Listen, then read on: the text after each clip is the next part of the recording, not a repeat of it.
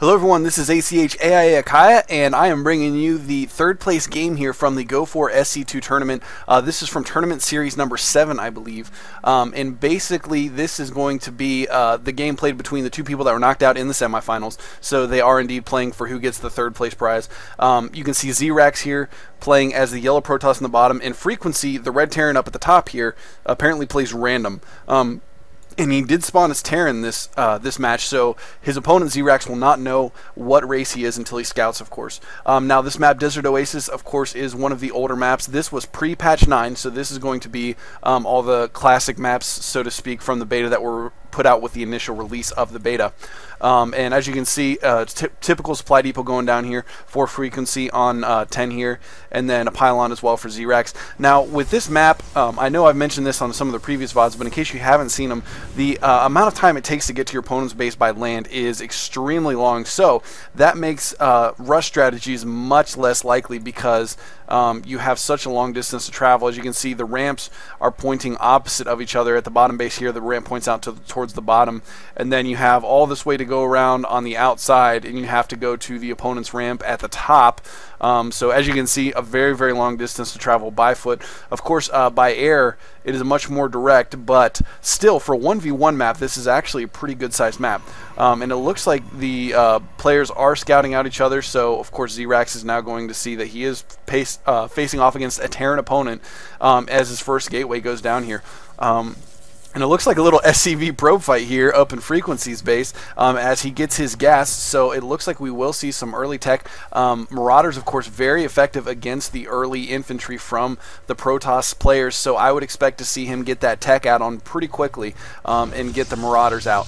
And back in Zeerax's base, he also has a gas of his own going down and another pylon. So continuing to progress pretty standardly here. As you can see, we have no hidden buildings or anything like that across the map, so it doesn't look like we're going to see any weird cheese builds, although Frequency now taking the one of the refineries of Zeerax, and it looks like he is going to lose his scouting SCV possibly. No, he gets it away barely. 5 hit points left on it, but there is a refinery started from Frequency on that Vespene geyser, and he's going to have to take it out with his probes so that A, he can get that gas himself, but B, Frequency does not get the additional free scouting of that refinery in his base. And it looks like the scouting SCV finally going down, and Zeerax did want to get that gas up, so he is immediately putting down a simulator on that. And as you can see, his Cybernetics core coming in, he should be researching warp gate technology here relatively quickly, as that is absolutely crucial for Protoss players.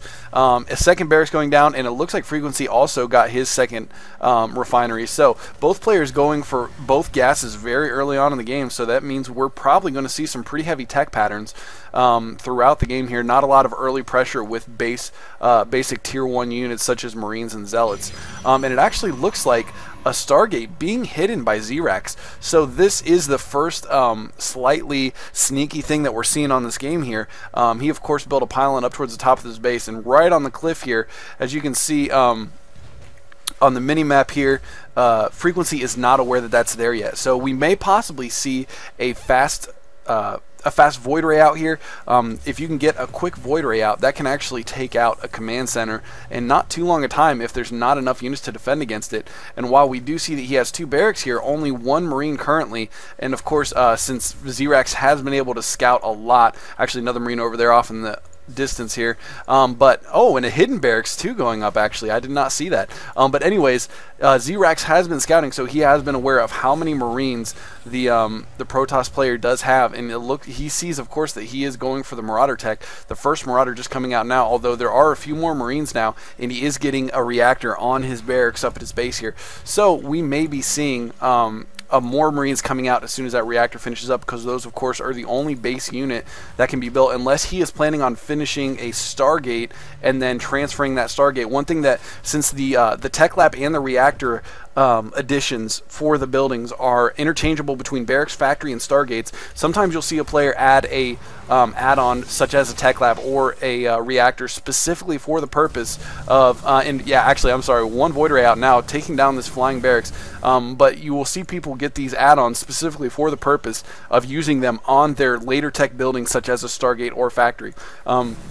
And that barracks, it looks like, was strictly built for scouting, as he is just letting it die, suiciding it to run in here and scout, although he is scouting over the econ side of Zeerax's base here, so I'm not sure exactly what he was trying to accomplish, because all the tech is, of course, on the left side of his base here, so not getting as much information as he could have out of that if he was going to suicide that barracks anyways. And a couple stalkers out here for as well, and wow, Frequency manages to sneak this SCV by the 2 stalkers, actually 3 stalkers now, of Zeerax going up, and it looks like Zeerax is going to go for an expansion.